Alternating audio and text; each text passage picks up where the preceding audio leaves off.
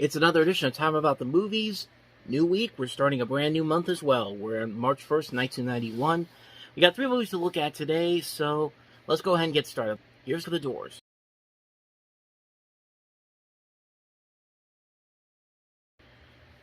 Yeah, this is a pretty good movie, but for Oliver Stone, at the peak of his directing career, I think it's one of his lesser films, but really the best thing I could say about this movie is that all the performances in this movie are fantastic. Val Kilmer is incredible here as Jim Morrison.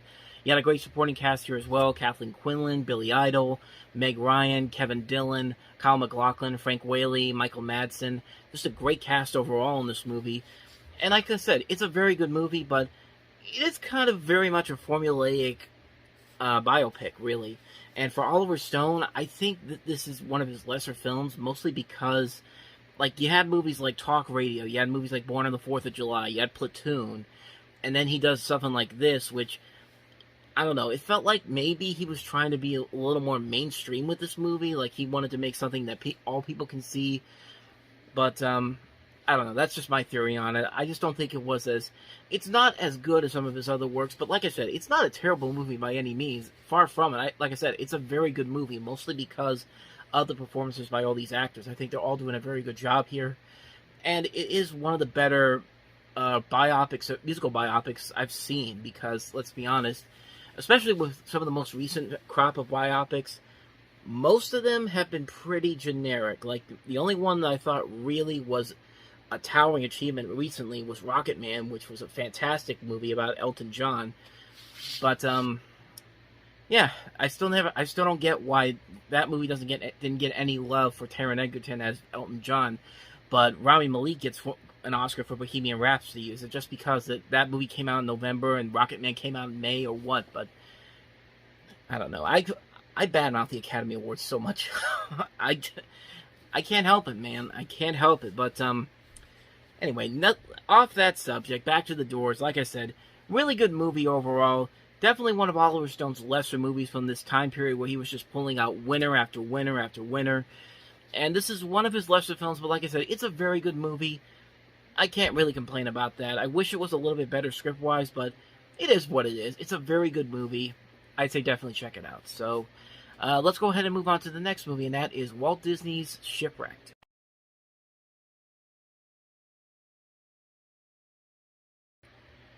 Yeah, it's kind of an underrated Disney movie, honestly. I feel like this was Disney's attempt to create the new 90s version of something like Swiss Family Robinson or Treasure Island, like these big, swashbuckling, epic adventures that Disney used to make in the 50s, the first live-action movies he made. And it is a pretty good movie. It's a very solid family adventure film. Gabriel Byrne's probably the biggest star in it. He's pretty good playing the pirate in the movie, Merrick. And like I said, it's a very good movie. It's a really fun adventure film. A little bit formulaic, but for the most part, it is what it is. And it is a fun, like I said, it's a very fun adventure film.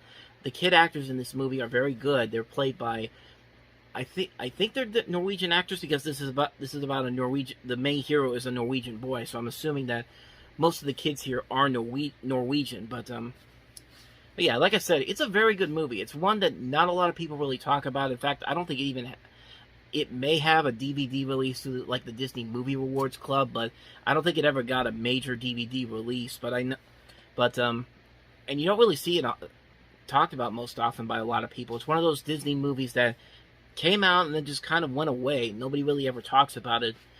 But like I said, it's a very underrated movie. I would say if you haven't seen Shipwrecked, I'd say definitely check it out, because you're definitely missing out on something that's actually pretty good. So, I don't know if it's on Disney Plus, but I'm sure you can find it somewhere out there. But if you can, I say definitely check it out. Shipwrecked. So let's go ahead and move on to the last movie, which is, I can't remember the title of it. My Heroes Always Been Cowboys. That's the name of the film.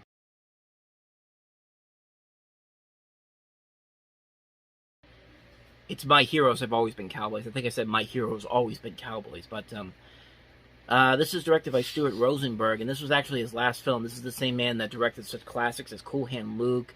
He did the original Amityville Horror. He did The Pope of Greenwich Village. Some very underrated movies, and this was the last film he directed. And I guess this was the feature film debut of Scott Glenn. I think maybe as a leading role, because he was just in Silence of the Lambs, which came out a few weeks before this. But many people said that many people from the critical reviews that I saw said that this was the movie that introduced them to how great of an actor Scott Glenn is, and I can't really comment on that per se because I haven't seen this movie, but I believe it. This also has a really good cast too: Kate Capshaw, Ben Johnson, Tess Harper, Balthazar Getty, Mickey Rooney's in this, Gary Busey. I mean, it could be pretty good. Like I said, I haven't really seen it, so I can't really overall comment on it. But I mean, it could be good. I mean, it doesn't look like a bad movie per se. Maybe the worst thing I could say about it is that some of the acting might be a little too TV movie of the week type. But just from that I'm just going off of that first trailer alone. So who knows? Maybe it might end up being a good film after all. So can't really comment on this one, but I just wanted to acknowledge that it came out this weekend. My heroes have always been cowboys. And on that note, we wrap up another edition of Time About the Movies. We'll jump into the weekend of March 8th on the next episode, with the biggest new releases being New Jack City, James Woods and Michael J. Fox in The Hard Way.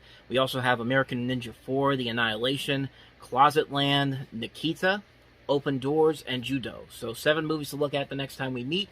And we'll do that on tomorrow's episode. So thank you guys for watching. And as always, if you want to see more videos like this, check out the playlist on the next page. Check out the previous episode.